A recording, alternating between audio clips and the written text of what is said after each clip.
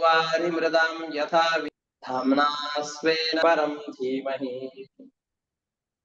निगमकल्पतरोर्गलितं फलं शुकमुखादमृतद्रवसंयुतम् पिबत भागवतं रसमालयं मुहुरहो रसिकाः भुवि भावुकाः दारिद्र्य दुःखज्वरदाहितानां माया पिशाची परिमर्दितानां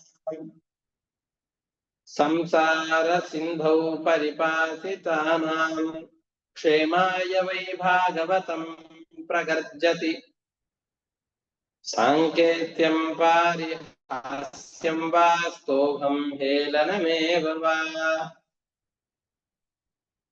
वैकुण्ठनामग्रहणम् अशेषाघहरं विदुः श्रीगुरुभ्यो नमः हरिः ओम्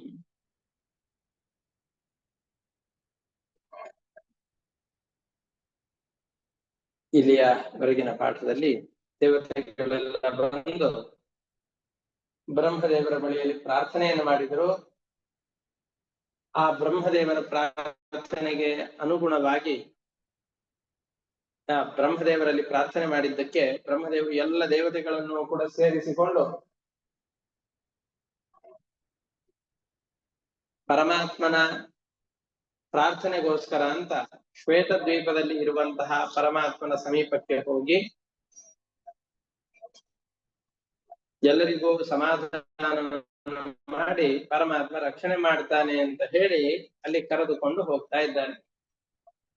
ಪರಮಾತ್ಮನ ಸ್ತೋತ್ರವನ್ನ ಎಲ್ಲ ದೇವತೆಗಳು ಕೂಡ ಸೇರಿಕೊಂಡಿರುವಾಗ ಬ್ರಹ್ಮದೇವರು ಮಾಡ್ತಾ ಇದ್ದಾರೆ.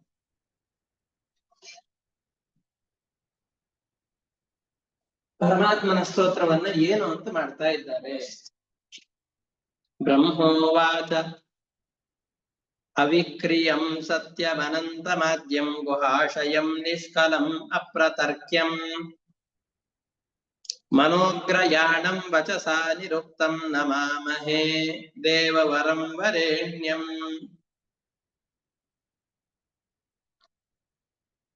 ನಮ್ ಹಾಗಿಲ್ಲ ಅನ್ನೋದನ್ನ ಹೇಳ್ತಾ ಇದ್ದಾರೆ ಅಷ್ಟೇ. ನಾವು ಹೇಗಿದ್ದೇವೆ? ವಿಕಾರವುಳ್ಳವರು. ನಮಗೆ ವಿಕಾರ, ಮಾನಸಿಕವಾದ ವಿಕಾರಗಳಿದೆ, ದೈಹಿಕವಾದಂತಹ ವಿಕಾರಗಳು ನಮಗಿದೆ.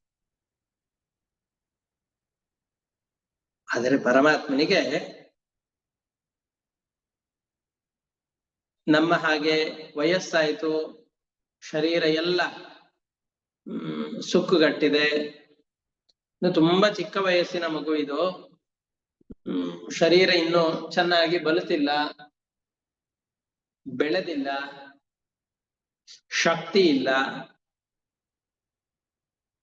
ಇನ್ನೂ ಈ ಮಗು ಬೆಳಿಬೇಕು. ಇದು ಶಾರೀರಿಕವಾಗಿ ಪೂರ್ತಿಯಾಗಿ ಬೆಳವಣಿಗೆ ಇಲ್ಲದೆ ಇರೋದು.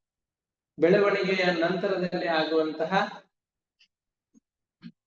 ಶಾರೀರಿಕವಾದಂತಹ ದೋಷಗಳು, ಒಂದು ಶರೀರದ ಬೆಳವಣಿಗೆ ಆಗೋದಕ್ಕಿಂತ ಮುಂಚೆ, ನಂತರದ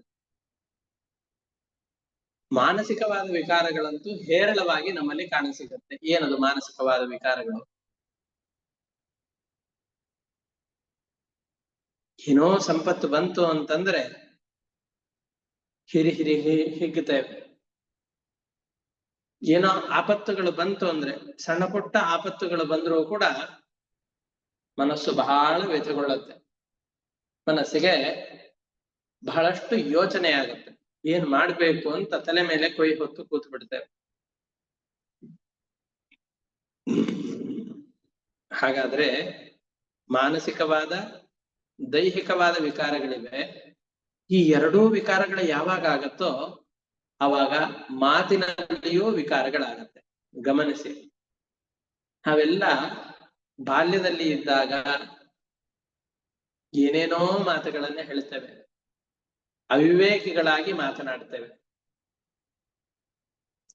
ಜೀವನದ ಅನುಭವದ ಪಾಠಗಳಿಂದಾಗಿ ಮನಸ್ಸು ಮತ್ತು ದೇಹಗಳು ಪ್ರಬುದ್ಧವಾದಾಗ ಬಾಲ್ಯದಲ್ಲಿ ಯಾವ ವಿಷಯಗಳಿಗೆ ಯಾವ ರೀತಿಯಾಗಿ ಮಾತನಾಡ್ತಾ ಇದ್ವೋ ಹಿರಿಯರಾದ ಮೇಲೆ ಆ ಘಟನೆಗಳಿಗೆ ಆ ರೀತಿಯಾಗಿ ಪ್ರತಿಕ್ರಿಯೆಯನ್ನು ಕೊಡೋದಿಲ್ಲ. ನಮ್ಮ ಮಾತುಗಳು ಬದಲಾಗತ್ತೆ, ನಮ್ಮ ವರ್ತನೆಗಳೆಲ್ಲ ಬದಲಾಗತ್ತೆ. ಅಷ್ಟೇ ಅಲ್ಲ, ನಮ್ಮಲ್ಲಿ ನಿರಂತರವಾಗಿ ಸುಖ ದುಃಖಗಳ ವಿಕಾರವಾಗ್ತಾ ಇರುತ್ತೆ. ದೇಹ ಬಂದಾಗ, ದೇಹ ಸುಸ್ಥವಾಗಿದ್ದಾಗ, ದೇಹ ಆರೋಗ್ಯಪೂರ್ಣವಾಗಿದ್ದಾಗ ಸುಖ. ದೇಹಕ್ಕೆ ರೋಗಗಳು ಬಂತು, ಮನಸ್ಸಿಗೆ ವೇದನೆಯಾಯಿತು ಅಂತಂದ್ರೆ ಬಹಳ ದುಃಖವಾಗತ್ತೆ. ಇದು ಒಂದು ದಿನದ್ದೋ 2 ದಿನದ್ದೋ ಅಲ್ಲ, ನಮ್ಮ ಪ್ರತಿನಿತ್ಯದ ಪ್ರತಿ ಕ್ಷಣದಲ್ಲಿಯೂ ಕೂಡ ಈ ರೀತಿಯಾದ ವಿಕಾರಗಳು ನಮ್ಮನ್ನ ಬಾಧಿಸ್ತಾ ಇರುತ್ತೆ. ಕೆಲವೊಂದಿಷ್ಟು ಗೊತ್ತಿದ್ದೋ ಗೊತ್ತಿಲ್ಲದೇನೋ ಈ ರೀತಿಯಾದ ವಿಕಾರಗಳಂತೂ ನಮ್ಮಲ್ಲಿ ನಿರಂತರವಾಗಿ ಆಗ್ತಾ ಇರುತ್ತೆ. ಹಾಗಿದ್ದಾಗ ನಾವು ಈ ವಿಕಾರಗಳಿಂದಾಗಿ ಮುಕ್ತರಾಗಬೇಕಲ್ವ. ನಮಗೆ ಈ ದುಃಖಗಳ ಸುಖಗಳ ಚಕ್ರ ಬೇಡ ಅಲ್ಲ. ಅಂದ್ರೆ ದುಃಖಗಳಿಂದ ಮಿಶ್ರವಾದಂತಹ ಸುಖದಿಂದ ನಾವು ದೂರವಾಗಬೇಕಲ್ವ.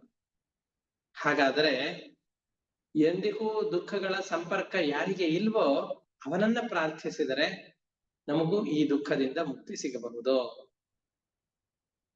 ಹಾಗಾಗಿ ಪರಮಾತ್ಮನನ್ನ ಮೊರೆ ಹೊಂದುತ್ತಾ ಇದ್ದಾರೆ. ಅವಿಕ್ರಿಯಂ, ಸತ್ಯಂ. ಜೀವರ ಹೃದಯ ಗುಹೆಯಲ್ಲಿ ವಾಸವಾಗಿದ್ದಾನೆ, ಎಲ್ಲರಿಗೆ ಪ್ರೇರಕನೂ ಆಗಿದ್ದಾನೆ. ಗುಹಾಶಯಂ, ಎಲ್ಲಿದ್ದಾನೆ ಅಂತ ಹುಡುಕಲಿಕ್ಕೆ ಹೊರಟ್ರೆ ಹೊರಗಡೆಯಲ್ಲಿ ಎಲ್ಲಿಯೂ ಕಾಣಸಿಗೋದಿಲ್ಲ. ನಾವು ಸುಖ ಎಲ್ಲಿದೆ ಅಂತ ಎಲ್ಲ ಕಡೆಯಲ್ಲಿ ಹುಡುಕ್ತಾ ಹೋಗ್ತಾ ಇದ್ದೇವೆ. ಈಗಿನ ಪಾಠ 8ನೇ ಸ್ಕಂದದ 5ನೇ ಅಧ್ಯಾಯದ 26ನೇ ಶ್ಲೋಕ, 5ನೇ ಅಧ್ಯಾಯದ 26ನೇ ಶ್ಲೋಕ 8ನೇ ಸ್ಕಂದದ್ದು. ಎಲ್ಲೆಲ್ಲಿಯೋ ಆ ಪರಮಾತ್ಮನನ್ನ ಹುಡುಕ್ತಾ ಹೋಗ್ತಾ ಇರ್ತೇವೆ. ಪರಮಾತ್ಮ ಎಲ್ಲಿ ಇರ್ತಾನೆ? ಬೇರೆ ಎಲ್ಲೆಲ್ಲಿಯೋ ಪರಮಾತ್ಮನಿಲ್ಲ, ನಮ್ಮ ಹೃದಯ ಗುಹೆಯಲ್ಲಿಯೇ ವಾಸವಾಗಿದ್ದಾನೆ ಪರಮಾತ್ಮ. ಅದಕ್ಕೆ ಯಾರಿಗೂ ಸಿಗೋದಿಲ್ಲ. ನಾವು ಎಲ್ಲ ಕಡೆಯಲ್ಲಿ ಅವನನ್ನು ಹುಡುಕ್ತೇವೆ, ನಮ್ಮ ಹೃದಯದಲ್ಲಿ ಪರಮಾತ್ಮನನ್ನು ಹುಡುಕ್ಲಿಕ್ಕೆ ಹೋಗೋದಿಲ್ಲ. ಆಮೇಲೆ ಹೆಂಗಿದ್ದಾನೆ, ಇವನು ಈ ರೀತಿಯಾಗಿ ಇರಬಹುದಾ ಅನ್ನುವ ನಮ್ಮ ಊಹೆಗಳಿಗೂ ನೀನು ನಿಲುಕೋದಿಲ್ಲ.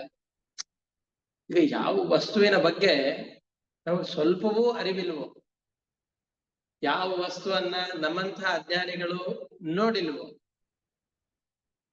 ಕೇಳಿ ತಿಳಿದಿಲ್ವೋ, ಆ ವಸ್ತುವಿನ ಬಗ್ಗೆ ಇದು ಹೀಗಿದೆ ಅಂತ ಊಹೆ ಮಾಡ್ಲಿಕ್ಕೆ ಹೇಗೆ ಸಾಧ್ಯ?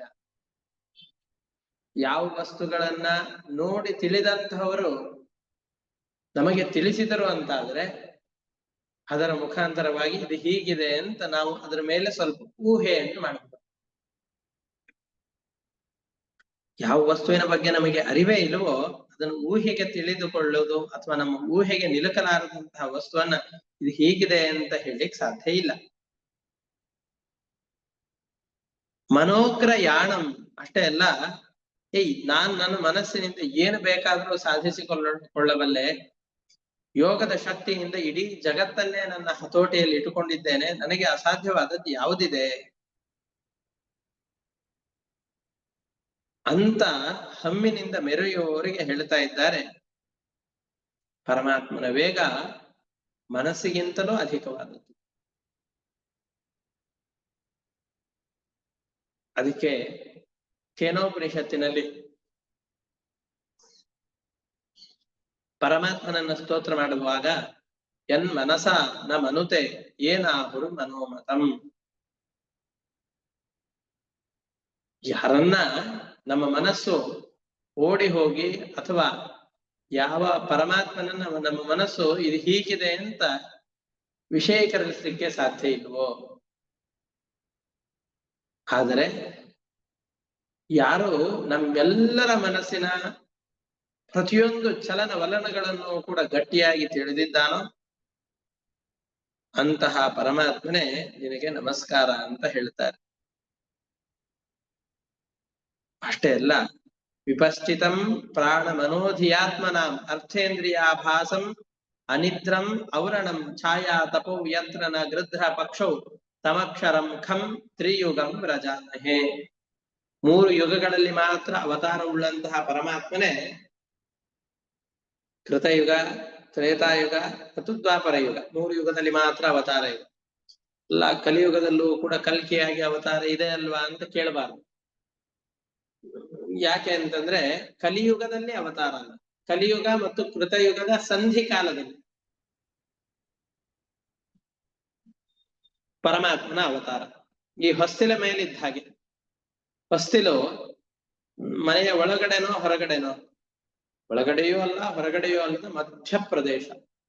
ಹಾಗೆಯೇ ಕಲ್ಕಿಯ ಅವತಾರವೂ ಕೂಡ ಕಲಿಯುಗ ಮತ್ತು ಕೃತಯುಗದ ಸಂಧಿಕಾಲದಲ್ಲಿ ಆದದ್ದೇ ಹೊರತಾಗಿ ಪರಿಶುದ್ಧವಾದ ಕಲಿಯುಗ ನಡೆಯುವಂತಹ ಸಂದರ್ಭದಲ್ಲಿ ನಡೆದದ್ದಲ್ಲ. ಅದರಿಂದ ಪರಮಾತ್ಮನಿಗೆ ತ್ರಿಯುಗಭೂತಿ ಅಂತ ಕರೀತಾರೆ. ಅಷ್ಟೇ ಅಲ್ಲದೇನೆ ಪರಮಾತ್ಮ ಮನುಷ್ಯರಿಗೆ 2 ರೆಕ್ಕೆಗಳನ್ನು ಕೊಟ್ಟಿದ್ದಾನೆ. ಜೀವರಿಗೆ, ನಮಗೆ 2 ಪಕ್ಷಿಗಳಿಗೆಲ್ಲ ಹೇಗೆ 2 ರೆಕ್ಕೆಗಳಿದೆಯೋ ಅದರಂತೆ ಪರಮಾತ್ಮ ನಮಗೆ 2 ರೆಕ್ಕೆಗಳನ್ನು ಕೊಟ್ಟಿದ್ದಾನೆ. ಆ 2 ರೆಕ್ಕೆಗಳು ಯಾವುದು? ಛಾಯಾ ಆತಪೋ. ಛಾಯಾ ಅಂತಂದ್ರೆ ಬೆಳಕು, ಬೆಳಕು ಅಂತಂದ್ರೆ ಭಗವಂತನ ತತ್ವಜ್ಞಾನ. ಯಾವುದು ನಮ್ಮ ಕಣ್ಣನ್ನು ತೆರೆಸಿ ಭಗವಂತನ ಜ್ಞಾನವನ್ನ ನಮಗೆ ಹಚ್ಚಿಕೊಡುತ್ತೋ ಅದು ಛಾಯಾ. ಆತಪ ಅಂತಂದು ಹೇಳಿದ್ರೆ ನೆರಳು. ನೆರಳು ಅಂತಂದ್ರೆ ಕತ್ತಲು. ಎಲ್ಲಿ ಗಾಢವಾದ ನೆರಳಿರುತ್ತೋ ಅಲ್ಲಿ ಕತ್ತಲಿರುತ್ತೆ. ಕತ್ತಲು ಅಜ್ಞಾನಕ್ಕೆ ಸೂಚಕ. ಆತಪೋ ಅಂತಂದ್ರೆ ಕತ್ತಲಿನಂತೆ ಇರುವಂತಹ ನಮ್ಮ ಅಜ್ಞಾನ. 2 ರೆಕ್ಕೆಗಳನ್ನ ಪರಮಾತ್ಮ ಜೀವರಿಗೆ ಅಂತ ಕರುಣಿಸಿದ್ದಾನೆ. ಈ 2 ರೆಕ್ಕೆಗಳ ಮುಖಾಂತರವಾಗಿ ಜೀವನು ಕೆಳಗಡೆಯೂ ಬರಬಹುದು, ಮೇಲ್ಗಡೆಯೂ ಹೋಗಬಹುದು. ಜೀವ ಯಾವಾಗ ಅವಿದ್ಯೆ ಎಂಬಂತಹ ರೆಕ್ಕೆಯನ್ನು ಆಶ್ರಯಿಸಿಕೊಳ್ಳುತ್ತಾನೋ ಜೀವನದಲ್ಲಿ ಅಧಃಪಾತವನ್ನು ಹೊಂದಬಹುದು, ಅಧಃಪಾದಕ್ಕೆ ಬೀಳಬಹುದು. ಆದರೆ ಅದೇ ಜೀವ ಯಾವಾಗ ಜ್ಞಾನವೆಂಬಂತಹ ರೆಕ್ಕೆಯನ್ನ ಆಶ್ರಯಿಸ್ತಾನೋ ಆವಾಗ ಉತ್ತಮವಾದಂತಹ ಲೋಕಗಳನ್ನ ಏರಬಹುದು, ಎತ್ತರದ ಸ್ಥಾನಗಳಿಗೆ ಹೋಗಬಹುದು. ಅಂತಹ 2 ರೆಕ್ಕೆಗಳನ್ನು ಕೊಟ್ಟಂತಹ ಜೀವರಿಗೆ ಈ ಅವಿದ್ಯೆಯ ಪ್ರಭಾವದಿಂದ ನಮ್ಮ ಮನಸ್ಸೆಲ್ಲ ಚಂಚಲವಾಗಿ ಅದು ಬೇಕು ಇದು ಬೇಕು ಅಂತ ಅನ್ಸತ್ತಲ್ಲ, ವಿಷಯ ಪದಾರ್ಥಗಳಲ್ಲಿ ಹರಿಯುವ ಹಾಗೆ ಮಾಡುವವನು ಕೂಡ ಪರಮಾತ್ಮನೇ. ಅರ್ಥೇಂದ್ರಿಯಾಭಾಸಂ. ಅವನು ಆ ಥರ ಮಾಡ್ತಾ ಇದ್ದಾನೆ, ಅವನಿಗೂ ಹಾಗೆಯೇ ಆಗತ್ತಾ? ಅನಿದ್ರಂ ಔರಣಂ. ಅವನಿಗೆ ಯಾವ ವಿಧವಾದಂತಹ ದೋಷಗಳೂ ಇಲ್ಲ, ನಮ್ಮ ಹಾಗೆ ನಿದ್ರೆಯೂ ಇಲ್ಲ. ನಿದ್ರೆ ಅಂತಂದ್ರೆ ಅಜ್ಞಾನ ಅಂತಂತ. ಗಾಢವಾದ ನಿದ್ರೆಯಲ್ಲಿ ನಮಗೆ ಯಾವುದರ ಅರಿವೂ ಇಲ್ಲ. ನಮ್ಮ ಹಾಗೆ ಇಂದ್ರಿಯಗಳೆಲ್ಲದರ ವಿಶ್ರಾಂತಿಯೂ ಇಲ್ಲ, ಆಯಾಸವಿಲ್ಲ. ಅದೇ ರೀತಿಯಾಗಿ ರೋಗ ರುಜಿನಗಳೂ ಪರಮಾತ್ಮನಿಗೆ ಇಲ್ಲ. ನಾವೀಗ ಜ್ಞಾನವೆಂಬಂತಹ ಒಂದು ರೆಕ್ಕೆಯನ್ನ ಕತ್ತರಿಸಿಕೊಂಡು ಅವಿದ್ಯೆಯಿಂದ ಕೂಡಿಕೊಂಡು ದೈತ್ಯರ ಜೊತೆಯಲ್ಲಿ ಯುದ್ಧವಾಗುವ ಸಂದರ್ಭದಲ್ಲಿ ದೇವತೆಗಳೆಲ್ಲ ತಮ್ಮ ಸ್ಥಾನವನ್ನು ಕಳೆದುಕೊಂಡು ಕೆಳಗಡೆ ಬಿದ್ದಿದ್ದೇವೆ. ಈಗ ನಮ್ಮ ಮನಸ್ಸನ್ನು ಪ್ರೇರಣೆ ಮಾಡುವ ಶಕ್ತಿ ನೀನು. ಇಡೀ ಜಗತ್ತನ್ನ ಸುತ್ತುತ್ತಾ ಇರುವಂತಹ ಇಡೀ ಜಗತ್ತಿಗೆ ಮೂಲ ಆಧಾರನಾದವನು ನೀನೆ. ಒಂದು ಚಕ್ರ ಇದ್ದ ಹಾಗೆ, ಚಕ್ರದಲ್ಲಿ ಮಧ್ಯದ ನೀವು ಚಕ್ಕಡಿಯ ಚಕ್ರವನ್ನ ಗಮನಿಸ್ಬೇಕು. ಆ ಚಕ್ಕಡಿಯ ಚಕ್ರದಲ್ಲಿ ಮಧ್ಯದಲ್ಲಿ ಒಂದು ಗಟ್ಟಿಯಾದಂತಹ ಭಾಗ ಇರುತ್ತೆ. ಆ ಗಟ್ಟಿಯಾದ ಭಾಗಕ್ಕೆ ಚಿಕ್ಕ ಚಿಕ್ಕ ಅರಗಳನ್ನ ಸೇರಿಸಿರ್ತಾರೆ, ಚಿಕ್ಕ ಚಿಕ್ಕ ಕಾಲುಗಳನ್ನ ಸೇರಿಸಿರ್ತಾರೆ. ಅದಕ್ಕೆ ಒಟ್ಟು 15-16 ಕಾಲುಗಳೆಲ್ಲ ಇರುತ್ತೆ. ಉದಾಹರಣೆ 10 ಇಂದ್ರಿಯಗಳು, ಆ ಇಂದ್ರಿಯಕ್ಕೆ ತೋರುವಂತಹ ವಿಷಯಗಳು, 5 ಜ್ಞಾನೇಂದ್ರಿಯ, 5 ಕರ್ಮೇಂದ್ರಿಯಗಳು. ಅದರ ಜೊತೆಯಲ್ಲಿ ಈ ವಿಷಯ ಪದಾರ್ಥಗಳು, ರೂಪ, ರಸ, ಗಂಧ, ಸ್ಪರ್ಶ, ಶಬ್ದ ಎಂಬಂತಹ ಈ ಇಂದ್ರಿಯಗಳಿಗೆ ವಿಷಯಗಳು. ಒಟ್ಟು 15 ಕಾಲುಗಳು. ಅದರ ಜೊತೆಯಲ್ಲಿ ನೀವು ಆ 3 ಕಣ್ಣುಗಳ ಹಾಗೆ ಇಟ್ಟಿರ್ತಾರೆ ಅದರಲ್ಲಿ, ಈ ಚಕ್ರಕ್ಕೆ, ಸತ್ವ, ರಜಸ್ಸು, ತಮಸ್ಸು ಅಂತ.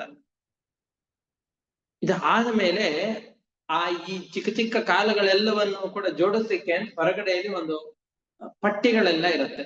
ಪಟ್ಟಿಗಳಿಂದ ಈ 15, 16 ಅರಗಳನ್ನು ಜೋಡಿಸ್ಲಿಕ್ಕೆ ಅಂತ 8 ಪಟ್ಟಿಗಳನ್ನು ಇಟ್ಟಿದ್ದಾರೆ. ಯಾರ್ಯಾರದು? ದೇವತೆಗಳು, ದಾನವರು, ಗಂಧರ್ವರು. ದೇವತೆಗಳು ಅಂತ ಯಾರಿದ್ದಾರೋ ಅವರು, ಪಶುಗಳು ಅಂದ್ರೆ ಪಶು ಪಕ್ಷಿಗಳು ಹೊರಗಡೆಯಲ್ಲಿ ಕಾಣುತ್ತಲ್ಲ ಅವು, ನರರು ಅಂದ್ರೆ ಮನುಷ್ಯರಾದಂತಹ ನಾವು, ಪಿಶಾಚಿಗಳು, ರಾಕ್ಷಸರು ಮತ್ತು ಸ್ಥಾವರ ಜೀವಿಗಳು. ಸ್ಥಾವರ ಜೀವಿಗಳು ಅಂದ್ರೆ ವೃಕ್ಷ, ತೃಣ ಮುಂತಾದವುಗಳಾದಂತಹ ಜೀವಿಗಳೇನಿದ್ದಾರೋ ಇವರೆಲ್ಲರೂ ಕೂಡ ಆ ಅರಗಳಿಗೆ, ಆ ಇಂದ್ರಿಯಗಳು ಮತ್ತು ಇಂದ್ರಿಯಗಳಿಗೆ ತೋರುವ ಪದಾರ್ಥಗಳು, ಇವು ಎಲ್ಲವನ್ನ ಅವನು ಅನುಭವಿಸ್ತಾ ನಿರಂತರವಾಗಿ ಸುತ್ತಾ ಇರುವಂತಹ ಜೀವಿಗಳು ಈ 8 ಜನ. ನಮಗೆ ಈ ಚಕ್ರ ಉರುಳಬೇಕಲ್ಲ, ಚಕ್ರ ಉರುಳಬೇಕು ಅಂದ್ರೆ ಎತ್ತು ಮುಂದೆ ನಡ್ಕೊಂಡು ಹೋಗ್ಬೇಕು. ಚಕ್ರ ಉರುಳೋದಷ್ಟೇ ಕಾಣಿಸುತ್ತೆ, ಎತ್ತು ನಡಿಬೇಕಷ್ಟೆ. ಎತ್ತು ನಡೆಯುವ ಹಾಗಾದ್ರೆ ಚಕ್ರಗಳು ಮುಂದೆ ಹೋಗ್ತಾ ಹೋಗುತ್ತೆ. ಎತ್ತಿನಂತೆ ಈ ಚಕ್ರವು ಉರುಳಲಿಕ್ಕೆ ಕಾರಣ ನೀನೇ. ಹಾಗಾಗಿ ಈ ಸಂಸಾರ ಚಕ್ರದಲ್ಲಿ ಎಸೆಗೊಂಡು ಕೂತಿದ್ದೇವೆ. ನಿನಗೆ ನಾವು ನಮಸ್ಕಾರ ಮಾಡ್ತಾ ಇದ್ದೇವೆ.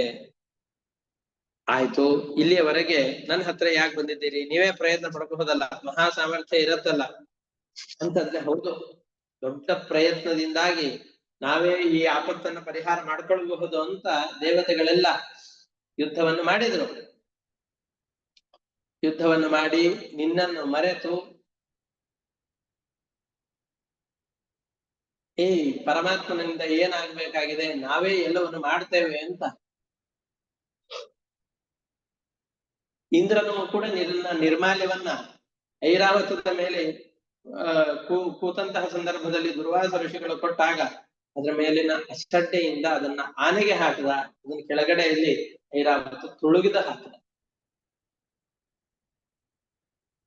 ಹಾಗಾಗಿ ಯಾವುದೇ ಪಕ್ಷಪಾತವಿಲ್ಲದೇನೆ ಪರಮಾತ್ಮ ನಮ್ಮೆಲ್ಲರನ್ನ ನೋಡ್ಕೊಳ್ತಾ ಇರುವ ಸಂದರ್ಭದಲ್ಲಿ ಪರಮಾತ್ಮನ ಎದುರುಗಡೆಯಲ್ಲಿ ಅಹಂಕಾರದಿಂದ ಇವರೆಲ್ಲ ವರ್ತನೆ ಮಾಡ್ತಾ ಇದ್ದಾರೆ. ನಮ್ಮ ಅಹಂಕಾರಕ್ಕೆ ಮದ್ದನ್ನು ನೀನೇ ಕೊಡ್ಬೇಕು. ನಿನಗೆ ನಮಸ್ಕಾರ ಮಾಡುತ್ತೇವೆ, ನಿನ್ನ ಅನುಗ್ರಹದಿಂದ ನಮ್ಗೆ ಈ ಶರೀರ ಸಿಕ್ಕಿದೆ, ಇಡೀ ಜಗತ್ತಿನ ಸೃಷ್ಟಿಯನ್ನ ಮಾಡಿದ್ದಿ, ಜ್ಞಾನಿಗಳಾದಂತಹ ಬ್ರಹ್ಮ, ಲಕ್ಷ್ಮಿ ಮುಂತಾದಂತಹ ದೇವತೆಗಳೇ ನಿನ್ನ ಈ ಅಮೋಘವಾದಂತಹ ಸ್ವರೂಪವನ್ನು ಪೂರ್ತಿಯಾಗಿ ತಿಳಿಲಿಕ್ಕೆ ಆಗೋದಿಲ್ಲ ಅಂತಾದಾಗ ಇನ್ನ ರಾಜಸ ಜೀವರು, ತಾಮಸರಾದಂತಹ ಜೀವರು ನಿನ್ ಬಗ್ಗೆ ಪೂರ್ತಿಯಾಗಿ ತಿಳಿಲಿಕ್ಕೆ ಸಾಧ್ಯವೇ? ಸರ್ವಥಾ ಸಾಧ್ಯ. ಹಾಗಾಗಿ ನಿನ್ನ ಅವಯವಗಳಿಂದ ಇಡೀ ಬ್ರಹ್ಮಾಂಡವನ್ನ ಸೃಷ್ಟಿ ಮಾಡಿದ್ವಿ.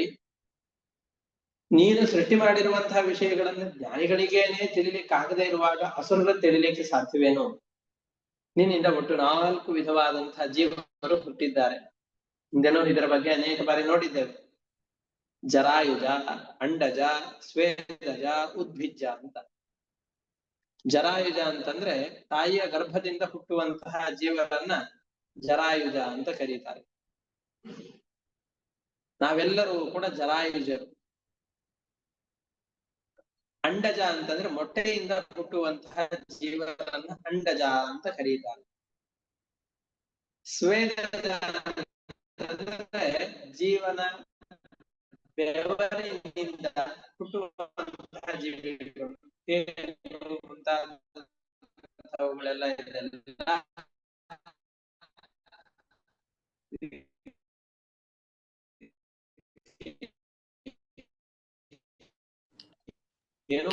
ಇಲ್ಲ ಗುರುಗಳೇ, ವಾಯ್ಸ್ ಕಟ್ ಆಗ್ತಾ ಇದೆ ಗುರುಗಳೇ. ನಾನು ಅದೇ ರೀತಿಯಾಗಿ ಉದ್ಭಿಜ್ಜ, ಉದ್ಭಿತ್ ಅಂತಂದು ಹೇಳಿದ್ರೆ ಮೊಳಕೆ ಅಥವಾ ಧಾನ್ಯಗಳು, ಧಾನ್ಯಗಳಿಂದ ಹುಟ್ಟುವಂತಹ ಪದಾರ್ಥಗಳು ಅಂತಂದು ಹೇಳಿದ್ರೆ ಮೊಳಕೆಗಳು. ಹಾ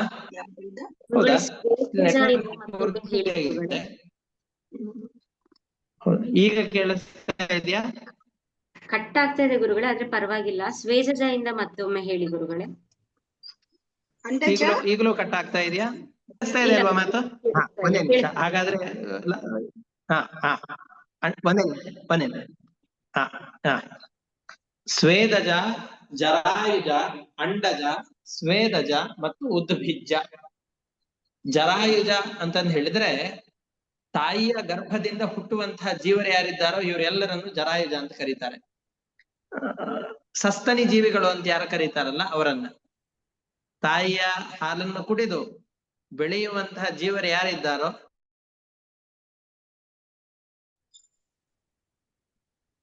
ಮನುಷ್ಯರು, ಪ್ರಾಣಿಗಳು, ಅದರಲ್ಲೂ ಬೆಕ್ಕು, ಮತ್ತೆ ಸಿಂಹ, ಹುಲಿ, ಹಂದಿ, ನಾಯಿಗಳು, ಇನ್ನು ಅನೇಕ ಆನೆ, ಇವೆಲ್ಲವೂ ಕೂಡ ಜರಾಯುಜರು. ಅಂಡಜ ಅಂದ್ರೆ ಮೊಟ್ಟೆಯಿಂದ ಹುಟ್ಟುವಂತಹದ್ದು ಹಾವು, ಅದೇ ರೀತಿಯಾಗಿ ಮೀನುಗಳು, ಆಮೆ, ಈ ತರದ ಅನೇಕ ಪ್ರಾಣಿಗಳೇನಿವೆಯೋ, ಕೋಳಿ ಮುಂತಾದವುಗಳೆಲ್ಲವೂ ಕೂಡ, ಪಕ್ಷಿಗಳು, ಪ್ರಾಯಶಃ ಎಲ್ಲ ಪಕ್ಷಿಗಳು ಕೂಡ ಅಂಡಜ. ಸ್ವೇದಜ ಅಂತಂದು ಹೇಳಿದ್ರೆ ಅಂತ ಅರ್ಥ ಇದೆ.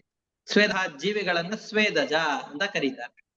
ಉದ್ಭಿಜ್ಜ ಅಂತಂದು ಹೇಳಿದ್ರೆ, ಉದ್ಭಿತ್ ಅಂತಂದು ಹೇಳಿದ್ರೆ ಉಪರಿ ಭಿನತ್ತಿ ಇತಿ ಉದ್ಭಿತ ಅಂತ, ಭೂಮಿಯನ್ನ ಸೀಳಿಕೊಂಡು ಹುಟ್ಟೋದು ಅಂತ ಅರ್ಥ. ಭಿನತ್ತಿ ಅಂದ್ರೆ ಸೀಳತ್ತೆ. ಸೀಳಿಕೊಂಡು ಹುಟ್ಟೋದು ಯಾವುದು ಅಂತಂದು ಹೇಳಿದ್ರೆ ಈ ಮೊಳಕೆಗಳು, ಮರ ಗಿಡಗಳು, ಇವು ಎಲ್ಲವೂ ಕೂಡ ಭೂಮಿಯನ್ನು ಸೀಳಿಕೊಂಡು ಬರುವಂತಹದ್ದು. ಅದರಿಂದಾಗಿ 4 ವಿಧವಾದಂತಹ ಸೃಷ್ಟಿಗೆ, ಈ ಒಟ್ಟು 4 ವಿಧವಾದ ಸೃಷ್ಟಿ ಇದೆ. ಈ 4 ವಿಧವಾದ ಸೃಷ್ಟಿ ಆಗ್ಬೇಕು ಅಂತಂದ್ರೂ ಕೂಡ ಭೂಮಿ ಬೇಕು. ಈ 4 ವಿಧವಾದ ಸೃಷ್ಟಿಗೆ ಬೇಕಾದಂತಹ ಭೂಮಿಯನ್ನ ಪಾದೋ ಅಸ್ಯ ವಿಶ್ವಭೂತಾನಿ, ಪರಮಾತ್ಮನ ಪಾದ ಅಂತಂದ್ರೆ 4ನೇ ಒಂದು ಭಾಗದಿಂದಾಗಿ ಇಡೀ ಜಗತ್ತು ಸೃಷ್ಟವಾಗಿದೆ. ಅದರಲ್ಲಿಯೂ ಪೃಥ್ವಿ ಪರಮಾತ್ಮನ ವಿರಾಟ್ ರೂಪಿಯಾದ ಪರಮಾತ್ಮನಿಂದ ಪಾದದಿಂದ ಹುಟ್ಟಿದೆ. ನಾವು ದೇವಸ್ಥಾನಕ್ಕೆಲ್ಲ ಬಂದು ಪರಮಾತ್ಮನ ಮೂರ್ತಿಗಳನ್ನ, ಪ್ರತಿಮೆಗಳನ್ನ ನೋಡಿ ನಮಸ್ಕಾರ ಮಾಡ್ತೇವಲ್ಲ, ಹಾಗೆ ಪರಮಾತ್ಮನ ಧ್ಯಾನಕ್ಕೋಸ್ಕರ ಇರುವಂತಹ ದೊಡ್ಡದಾದ ಮತ್ತೊಂದು ಪ್ರತಿಮೆ ಯಾವುದು ಅಂತಂದ್ರೆ ಭೂಮಿ. ಮೂರ್ತಿಯು ಅಪವಿತ್ರವಾಯಿತು ಅಂತಂದ್ರೆ, ಮೂರ್ತಿಯನ್ನು ಯಾರಾದ್ರೂ ಕಲ್ಮಶ ಮಾಡ್ತಾ ಇದ್ದಾರೆ ಅಂತಂದ್ರೆ ನಾವು ಅವ್ರಿಗೆಲ್ಲ ಗದರಿಸ್ತೇವೆ, ಬೈತೇವೆ, ಹಾಗ್ ಮಾಡಬಾರ್ದು ಅಂತ. ಹಾಗೆಯೇ ಪರಮಾತ್ಮನ ಆರಾಧನೆಗಿರುವಂತಹ ಮತ್ತೊಂದು ದೊಡ್ಡದಾದ ಪ್ರತಿಮೆ ಯಾವುದು ಅಂತಂದು ಹೇಳಿದ್ರೆ ಇಡೀ ಭೂಮಂಡಲ, ನಾವಿರುವಂತಹ ಭೂಮಿ ಏನಿದೆಯೋ ಇದು ಪೂರ್ತಿಯಾದ ಪರಮಾತ್ಮನ ಪ್ರತಿಮೆ ಇದೆ. ಪ್ರತಿಯೊಂದು ಹಂತದಲ್ಲೂ ಪರಮಾತ್ಮನ ಚಿಂತನೆ ಇರಬೇಕು. ನಡೆಯುವಾಗ ಪರಮಾತ್ಮನ ವಿಶೇಷ ಸನ್ನಿಧಾನಕ್ಕೆ ಪಾತ್ರವಾದ ಪರಮಾತ್ಮನ ಪಾದದಿಂದ ಹುಟ್ಟಿದಂತಹ ಭೂಮಿಯ ಮೇಲೆ ನಾವು ನಡೀತಾ ಇದ್ದೇವೆ ಅನ್ನುವ ಭಾವನೆ ಇರಬೇಕು. ಅಂತಹ ನಿನ್ನ ಪಾದದಿಂದ ಹುಟ್ಟಿದ ಇಡೀ ಭೂಮಂಡಲ ನಿನ್ನ ಆರಾಧನೆಗೋಸ್ಕರ ಇರುವಂತಹ ದೊಡ್ಡದಾದ ಪ್ರತಿಮೆ. ನಮ್ಮ ಮನೆಯಲ್ಲಿರುವಂತಹದ್ದು ನಮ್ಮ ಬೆರಳಿನ ಗಾತ್ರದ್ದೋ, ನಮ್ಮ ಮುಷ್ಟಿಯ ಗಾತ್ರದ್ದೋ ಚಿಕ್ಕ ಚಿಕ್ಕ ಪ್ರತಿಮೆಗಳಿರಬಹುದು, ಅಥವಾ ಕೆಲವರ ಮನೆಯಲ್ಲಿ ಮೊಣಗೈಯಷ್ಟು ದೊಡ್ಡದಾದಂತಹ ಪ್ರತಿಮೆಗಳು, ನಮ್ಮ ಆಳೆತ್ತರದ ಪ್ರತಿಮೆಗಳು ಇರಬಹುದು. ಆದರೆ ಇಡೀ ಭೂಮಂಡಲವೇ ಭಗವಂತನ ಆರಾಧನೆಗೆ ಅಂತ ಇರುವ ದೊಡ್ಡ ಪ್ರತಿಮೆ. ಪ್ರತಿಯೊಂದು ವಸ್ತುಗಳಲ್ಲೂ ವಿಶೇಷವಾಗಿ ಪರಮಾತ್ಮನ ಸನ್ನಿಧಾನ ಇದೆ. ನಾವು ತಿರುಪತಿ ಬೆಟ್ಟಗಳಿಗೆ ಹೋದ್ರೆ ಆ ಪ್ರತಿಯೊಂದು ಬೆಟ್ಟದ ಕಣದಲ್ಲೂ ಕೂಡ ಪರಮಾತ್ಮ ಸನ್ನಿಹಿತನಾಗಿರ್ತಾನೆ. ಒಂದೇ ನಿಮಿಷ.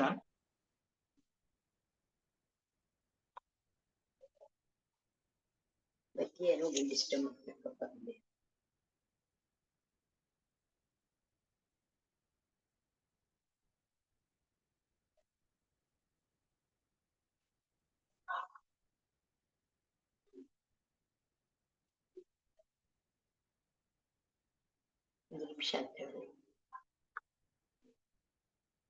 18 6 5:30 ಶುರು ಮಾಡ್ತಾರೆ 6:25 6:25 ಅಷ್ಟೇ 6:25 ಹೀಗೆ ಪರಮಾತ್ಮನ ಅಪೂರ್ವವಾದಂತಹ ಒಂದು ಪ್ರತಿಮೆ ಅದು ಭೂಮಿ. ಹಾಗೆ ಬರೀ ಭೂಮಿ ಅಷ್ಟೇ ಅಲ್ಲ, ಪರಮಾತ್ಮನ ಸಾಮರ್ಥ್ಯದಿಂದ ನಿರ್ಮಿತವಾದಂತಹದ್ದು ಜಲ. ನಾವೆಲ್ಲರೂ ಕೂಡ ಯಾವುದನ್ನ ಆಶ್ರಯಿಸಿಕೊಂಡು ಬದುಕಿದ್ದೇವೋ ಅದನ್ನೇ ಹೇಳ್ತಾರೆ ಜೀವನ ಮೂಲಂ ಹಿ ಜೀವಜಾತಂ. ಜೀವನ ಅನ್ನುವಂತಹದ್ದು ಸಂಸ್ಕೃತದಲ್ಲಿ ನೀರಿಗೆ ಇರುವಂತಹ ಮತ್ತೊಂದು ಹೆಸರು. ಜೀವನವನ್ನು ಆಶ್ರಯಿಸಿಕೊಂಡು ಎಲ್ಲ ಜೀವನ ನಡೀತಾ ಇದೆ. ಅಂತಹ 3 ಲೋಕಗಳು ಯಾವ ನೀರನ್ನು ಆಶ್ರಯಿಸಿಕೊಂಡಿದೆಯೋ ಅದು ಪರಮಾತ್ಮನಿಂದ ಹುಟ್ಟಿರುವಂತಹದ್ದು.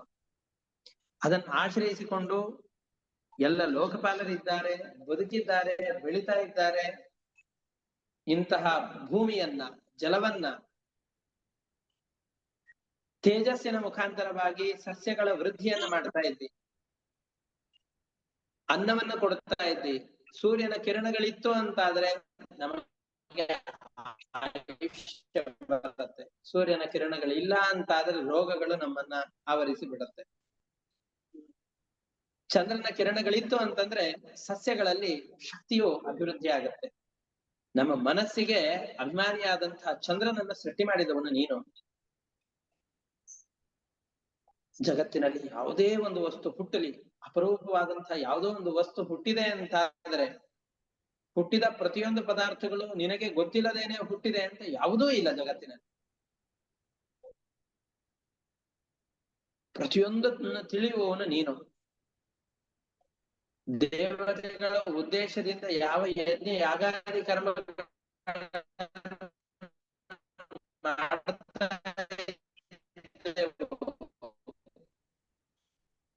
ನಮಗೆ ಕೇಳಿಸ್ತಾ ಇಲ್ಲ ಗುರುಗಳೇ. ಆಹಾರವನ್ನ ಹಸಿವೆಯಾದರೆ ಹಸಿವಾಗುವುದು ಹೊಟ್ಟೆಗೆ, ಡೈರೆಕ್ಟ್ ಏನು ಬಾಯಿ ಇಲ್ಲ. ಹೊಟ್ಟೆಗೆ ಸಾಕ್ಷಾತ್ ಬೇಕಾಗಿದೆ, ಡೈರೆಕ್ಟ್ ಆಗಿ ಕೈಕಾಲುಗಳಿಗೆ ಹಾಕ್ಬಿಡೋಣ ಅಂತ ಹೇಳಿಕ್ ಆಗೋದಿಲ್ಲ.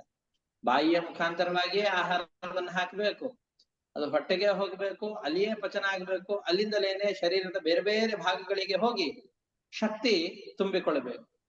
ಹೇಗೋ ಹಾಗೆಯೇ ದೇವತೆಗಳಿಗೂ ಕೂಡ ಶಕ್ತಿ ಬರಬೇಕು ಅಂತಂದ್ರೆ ಯಜ್ಞ ಯಾಗಾದಿಗಳಿಂದ ಅವರನ್ನು ಆರಾಧನೆ ಮಾಡಬೇಕು. ಆರಾಧನೆಯನ್ನು ಮಾಡುವಾಗಲೂ ಕೂಡ ಸಾಕ್ಷಾತ್ತಾಗಿ ಇಂದ್ರನಿಗೆ ಆಹುತಿಯನ್ನು ಕೊಡುವ ಸಾಮರ್ಥ್ಯ ನಮ್ಮಲ್ಲಿಲ್ಲ. ಹಾಗಾದ್ರೆ ನಾವು ಯಾರನ್ನ ಆರಾಧನೆ ಮಾಡಬೇಕು? ಅಗ್ನಿಯ ಮುಖಾಂತರವಾಗಿ ದೇವತೆಗಳ ಆರಾಧನೆಯನ್ನು ಮಾಡಬೇಕು. ಅಗ್ನಿ ಎಲ್ಲ ದೇವತೆಗಳಿಗೆ ಬಾಯಿಯ ಹಾಗಿದ್ದಾನೆ. ದೇವತೆಗಳಿಗೆ ತೃಪ್ತಿ ಆಗಬೇಕು ಅಂದ್ರೆ ಯಜ್ಞ ಯಾಗಾದಿಗಳ ಮುಖಾಂತರವಾಗಿ ಆಹುತಿಗಳನ್ನ ಸಲ್ಲಿಸಬೇಕು. ಆ ಆಹುತಿಗಳನ್ನ ಎಲ್ಲೆಲ್ಲಿಯೋ ಸಲ್ಲಿಸಿದರೆ ದೇವತೆಗಳಿಗೆ ತೃಪ್ತಿ ಆಗೋದಿಲ್ಲ, ಅಗ್ನಿ ಮುಖಾಂತರವಾಗಿ ಮಾಡಬೇಕು. ಆ ಅಗ್ನಿಯನ್ನ ನಿನ್ನ ಬಾಯಿಯಿಂದ ಸೃಷ್ಟಿ ಮಾಡಿದ್ದಿ.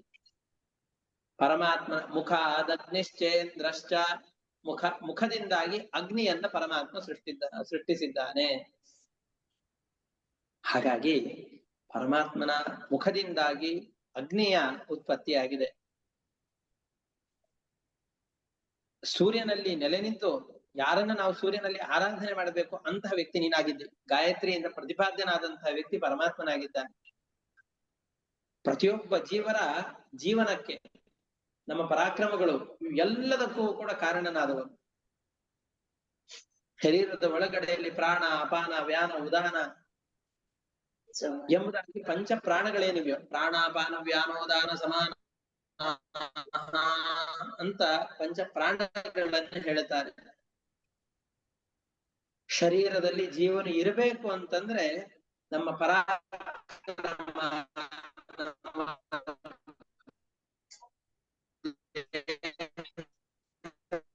ವಾಯ್ಸ್ ಕಟ್ ಆಗ್ತಾ ಇದೆ ಗುರುಗಳೇ. ಪಚನ ಶಕ್ತಿ, ಗಳಲ್ಲಿ ರಕ್ತಗಳ ಸಂಚಾರ.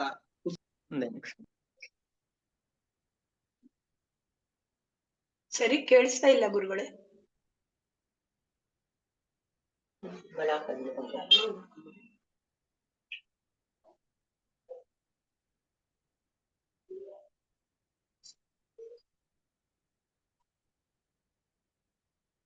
ಇನ್ನೊಂದು 5 ನಿಮಿಷ ಇದೆ ಅಷ್ಟೇ. 5 ಇದೆ, 3-4 ನಿಮಿಷ ಇದೆ ಅಷ್ಟೇ. 5:15 ಶುರು ಆಯ್ತು. ಇಂತಹ ನಮ್ಮ ದೇಹದಲ್ಲಿರುವಂತಹ ಪ್ರಾಣಾಪಾನಾದಿಗಳು ಏನೇನಿವೆಯೋ ಇವು ಎಲ್ಲದರ ಸಂಚಾರಕ್ಕೆ ಕಾರಣಭೂತನಾದವನು ನೀನು. ನಮ್ಮ ಕಿವಿಗಳಲ್ಲಿ ನಿಂತುಕೊಂಡು ದಿಕ್ಕುಗಳಿಗೆ ಅಭಿಮಾನಿಯಾಗಿದ್ದುಕೊಂಡು ಯಾವ ಚಂದ್ರಾದಿ ದೇವತೆಗಳಿದ್ದಾರೋ, ಹೃದಯದಲ್ಲಿ ನಮ್ಮ ಇಂದ್ರಿಯಾಭಿಮಾನಿ ದೇವತೆಗಳು ಯಾರಿದ್ದಾರೋ ಇವರು. ನಾವೆಲ್ಲ ಓಡಾಡ್ಬೇಕು ಅಂತಂದ್ರೆ ಖಾಲಿಯಾದಂತಹ ಜಾಗ ಬೇಕು. ಆ ಜಾಗವನ್ನೇ ನಿರ್ಮಾಣ ಮಾಡಿದಂತಹ ವ್ಯಕ್ತಿ. ಪ್ರತಿಯೊಂದು ಕೂಡ ಪರಮಾತ್ಮ ನಿನ್ನ ಅವಯವಗಳಿಂದ ಉತ್ಪತ್ತಿಯಾಗಿವೆ. ನಮ್ಮೆಲ್ಲರ ಅವಿಜ್ಞಾತ ಸಖನಾಗಿ ನೀನಿದ್ದಿದ್ದಿ. ನೀನು ನಮ್ಮಲ್ಲಿ ಪ್ರಸನ್ನನಾಗು. ಶ್ರೋತ್ರಾತ್ ದಿಶೋ ಯಸ್ಯ ಹೃದಶ್ಚ ಖಾನಿ ಪ್ರಜಜ್ಞಿರೇಖಂ ಪುರುಷಸ್ಯ ನಾಭೇಹೆ ಪ್ರಾಣೇಂದ್ರಿಯಾತ್ಮ ಸ್ವಶರೀರ ಬಂಧು ಪ್ರಸೀದತಾಂ ನಸ್ಸ ಮಹಾವಿಭೂತಿ. ಅಂತ ಮಹಾ ಸಾಮರ್ಥ್ಯವುಳ್ಳ ಪರಮಾತ್ಮನೇ ನೀನು ನಮ್ಮಲ್ಲಿ ಪ್ರಸನ್ನನಾಗೋ. ನಿನ್ನ ಒಂದೊಂದು ಗುಣದಿಂದ, ಬಲದಿಂದ ಇಂದ್ರದೇವರು, ನಿನ್ನ ಅನುಗ್ರಹದಿಂದಾಗಿ ದೇವತೆಗಳು, ಕ್ರೋಧದ ಗುಣದಿಂದಾಗಿ ರುದ್ರದೇವರು, ನಿನ್ನ ಬುದ್ಧಿಯಿಂದ ಬ್ರಹ್ಮದೇವರು, ನಿನ್ನ ಇಂದ್ರಿಯಗಳಿಂದ 7 ಛಂದಸ್ಸುಗಳು, ಋಷಿಗಳು, ದಕ್ಷ ಪ್ರಜಾಪತಿಯ ಮೊದಲಾದಂತಹ ಮಹಾ ಜ್ಞಾನಿಗಳು ಯಾರಿದ್ದಾರೋ ಇವರೆಲ್ಲ ಹುಟ್ಟಿದ್ದಾರೆ. ನಿನ್ನ ಎದೆಯಲ್ಲಿ ಲಕ್ಷ್ಮೀದೇವಿ ಇದ್ದಾಳೆ. ನಿನ್ನ ಎದೆಯ ಭಾಗದಿಂದ ಯಮಧರ್ಮನ ಉತ್ಪತ್ತಿಯಾಗಿದೆ. ಬೆನ್ನಿನಲ್ಲಿ ಅಧರ್ಮ. ನಿನ್ನ ತಲೆಯ ಸ್ಥಾನದಲ್ಲಿ ಸ್ವರ್ಗಾದಿ ಲೋಕಗಳು. ನಿನ್ನ ತೊಡೆಯಿಂದ ಅಪ್ಸರೆಯರೇ ಮೊದಲಾದಂತಹ ಜೀವರು. ಹೀಗೆ ಒಂದೊಂದು ಅವಯವಗಳಿಂದ ನಾವು ಲೋಕದಲ್ಲಿ ಅತ್ಯಂತ ಆಶ್ಚರ್ಯತಮವಾದ ವಸ್ತುಗಳು ಅಂತ ಯಾವ್ದನ್ನ ಕರಿತೇವ ಆ ಎಲ್ಲ ವಸ್ತುಗಳ ಉತ್ಪತ್ತಿಯಾಗಿದೆ. ಪುರುಷ ಸೂಕ್ತದಲ್ಲಿ ಹೇಳುವ ಹಾಗೆ ನಿನ್ನ ಮುಖದಿಂದ ಬ್ರಾಹ್ಮಣರು, ಬಾಹುಗಳಿಂದ ಜಗತ್ತನ್ನ ರಕ್ಷಣೆ ಮಾಡುವ ಕ್ಷತ್ರಿಯರು, ತೊಡೆಗಳಿಂದ ವೈಶ್ಯರು, ಪಾದಗಳಿಂದ ಶೂದ್ರರು. ಹೀಗೆ ನಿನ್ನ ದೇಹದ ಒಂದೊಂದು ಅವಯವಗಳಿಂದಾಗಿ ಒಂದೊಂದು ವರ್ಣದ, ಒಂದೊಂದು ಸ್ವಭಾವದ ಜೀವರ ರಾಶಿಯನ್ನ ಪರಮಾತ್ಮ ಸೃಷ್ಟಿ ಮಾಡಿದ್ದಿ. ಲೋಭ, ಮೋಹ, ಸ್ತ್ರೀ ಕಾಮನೆ, ಮರಣ ಮುಂತಾದಂಥವುಗಳು ಏನಿವೆಯೋ ಅದಕ್ಕೆ ಅಭಿಮಾನಿಗಳಾದ ದೇವತೆಗಳು ಅಂತ ಯಾರಿದ್ದಾರೋ ಅವ್ರಿಗೆಲ್ಲನನ್ನು ನಿನ್ನ ದೇಹದ ಒಂದೊಂದು ಅವಯವಗಳಿಂದ ಸೃಷ್ಟಿ ಮಾಡಿದ್ದಿ. ನಿನ್ನ ಇಚ್ಛೆ ಇದ್ರೆ ನಾವೆಲ್ಲ ಬದುಕ್ತೇವೆ. ನಿನ್ನ ಕೋಪಕ್ಕೆ ತುತ್ತಾದ್ವಿ ಅಂತಂದ್ರೆ ಇಡೀ ಜಗತ್ತು ನಾಶವಾಗಿ ಹೋಗತ್ತೆ. ನಿನಗೆ ಇಂತಹ ಒಂದು ರೂಪ ಈ ಥರದ್ದಿದೆ, ಈ ಥರದ್ದಿಲ್ಲ ಅಂತಿಲ್ಲ. ದ್ರವ್ಯ ಕರ್ಮ ಗುಣ ಯದ್ಯೋಗ ಮಾಯಾ ವಿಹತಾಹ ಪತಂತಿ ಯದ್ ದುರ್ವಿಭಾವ್ಯಂ ಪ್ರಬುಧಾವ ಬೋಧಂ ಪ್ರಸೀದತಾಂ ನಸ್ಸ ಮಹಾವಿಭೂತಿ. ನಮ್ಮಲ್ಲಿ ಹೇರಳವಾದ ಸಂಪತ್ತಿರಬಹುದು, ದೀರ್ಘವಾದ ಆಯುಷ್ಯವೂ ಇರಬಹುದು, ವರಗಳ ಬಲದಿಂದ ಲಬ್ಧವಾದಂತಹ ಆಯುಷ್ಯವೂ ಇರಬಹುದು. ಹಿರಣ್ಯಕಶಿಪು ಮುಂತಾದವುಗಳಿಗೆಲ್ಲ ಇತ್ತು. ಅದೃಷ್ಟ ಇರಬಹುದು. ಇವು ಎಲ್ಲವೂ ಕೂಡ ಯಾವ ನಮ್ಮಲ್ಲಿರುವ ಸ್ವಭಾವಗಳಿವೆಯೋ ಅದು ಎಲ್ಲವೂ ನಿನ್ನ ಇಚ್ಛಾಧೀನವಾದಂತಹದ್ದು. ನೀನು ಇರಲಿ ಅಂತ ನಮ್ಮಲ್ಲಿ ಅನುಗ್ರಹ ಮಾಡಿ ಬಿಟ್ಟಿ ಅಂತಾದ್ರೆ ಆ ಎಲ್ಲ ಗುಣಗಳು ಇರುತ್ತೆ. ನೀನು ಒಂದು ವೇಳೆ ನಮ್ಮನ್ನು ಉಪೇಕ್ಷೆ ಮಾಡಿದೆ ಅಂತಾದ್ರೆ ಆ ಎಲ್ಲ ಗುಣಗಳು ಇದ್ದು ನಾಶವಾಗಿ ಹೋಗಿ ಬಿಡತ್ತೆ. ಹಾಗಾಗಿ ಪರಮಾತ್ಮ ನಿನ್ನಲ್ಲಿ ನಾವು ಶರಣಾಗತರಾಗಿದ್ದೇವೆ, ನಮ್ಮನ್ನ ರಕ್ಷಿಸು ಅಂತ ಬ್ರಹ್ಮ ಸ್ತೋತ್ರ ಮಾಡ್ತಾ ಇದ್ದಾನೆ. ಇನ್ನು 3-4 ಶ್ಲೋಕಗಳು, ಒಂದಿಷ್ಟು ಶ್ಲೋಕಗಳಲ್ಲಿ ಪರಮಾತ್ಮನ ಸ್ತೋತ್ರ ಇದೆ. ಅದರಲ್ಲಿ ಪ್ರಧಾನವಾದ 1-2-3 ಶ್ಲೋಕಗಳಿವೆ. ಅದರ ವಿವರಣೆಯನ್ನು ತುಂಬಾ ವಿಸ್ತಾರವಾಗಿ ಹೇಳಬೇಕು. ಅದನ್ನ ಮತ್ತೆ ಮುಂದಿನ ಪಾಠದಲ್ಲಿ ನೋಡೋಣ. ಆದ್ಮೇಲೆ ಪರಮಾತ್ಮ ಆವಿರ್ಭೂತನಾಗ್ತಾನೆ. ಎಲ್ಲರ ಕಣ್ಣು ಕುರುಡಾಗಿ ಹೋಗತ್ತೆ. ದೇವತೆಗಳಿಗೆಲ್ಲ ಸಂತೋಷವಾಗತ್ತೆ. ಪರಮಾತ್ಮ ದೇವತೆಗಳಿಗೆಲ್ಲ ಒಂದು ಉಪಾಯವನ್ನು ಹೇಳ್ತಾನೆ ದೈತ್ಯರನ್ನ ಸೋಲಿಸ್ಲಿಕ್ಕೆ. ಆ ಉಪಾಯ ಏನು? ದೇವತೆಗಳು ಆ ಉಪಾಯದಂತೆ ಏನು ಮಾಡಿದರು? ಈ ಎಲ್ಲ ಕಥೆಗಳನ್ನ, ಸಮುದ್ರ ಮಥನದ ಕಥೆಯನ್ನ, ಆದರೂ ಈ ನವರಾತ್ರಿಯ ಸಂದರ್ಭದ ಅಪೂರ್ವ ಕಾಲದಲ್ಲಿ, ಪರ್ವ ಕಾಲದಲ್ಲಿ ಇಂತಹ ಅಮೋಘವಾದ ಸಮುದ್ರ ಮಂಥನದ ಕಥೆಗಳನ್ನು ಕೇಳುವಂತಹ ಅವಕಾಶವನ್ನು ಪರಮಾತ್ಮ ಕೊಟ್ಟಿದ್ದಾನೆ. ಎಲ್ಲರೂ ಮತ್ತೆ ಮುಂದಿನ ಪ್ರವಚನಗಳಲ್ಲಿ ಆ ಕಥೆಯನ್ನು ನೋಡೋಣ ಅಂತ ಹೇಳ್ತಾ ಇವತ್ತಿನ ಪಾಠವನ್ನು ಇಷ್ಟಕ್ಕೆ ಮುಕ್ತಾಯ ಮಾಡ್ತಾ ಇದ್ದೇನೆ. ಹರಯೇ ನಮಃ. ಶ್ರೀಕೃಷ್ಣ ಅರ್ಪಣಮಸ್ತು. ಅನೇನ ಭಾವಿ ಯತ್ಪುಣ್ಯಂ ತೇನ ಪ್ರೀಣಾತು ಕೇಶವಃ. ಹರಯೇ ನಮಃ. ಶ್ರೀಕೃಷ್ಣ ಅರ್ಪಣಮಸ್ತು. ಎಲ್ಲರಿಗೂ ನಮಸ್ಕಾರ.